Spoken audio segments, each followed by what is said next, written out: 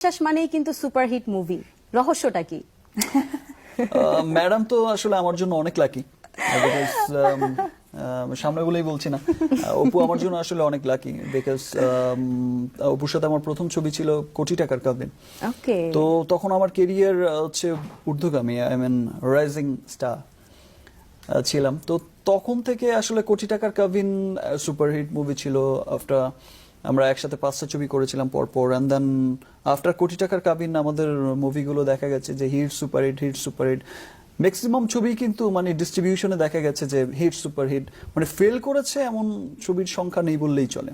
তো সেখান থেকে অপু মানে বিশ্বাসের, শাকিব খান মানেই সুপারহিট মুভি। না সেই ক্ষেত্রে শাকিব খান এন্ড অপু বিশ্বাস এই একটা ডিস্ট্রিবিউশনে আর কি দুজনের একটা চাহিদা জুটিটা, ছিল। মানে আমি বলবো একদম লোয়ার ক্লাস থেকে আপার ক্লাস প্রত্যেকটা মানুষই খুবই পছন্দ করে আপনাদের এই দুজনের জুটি।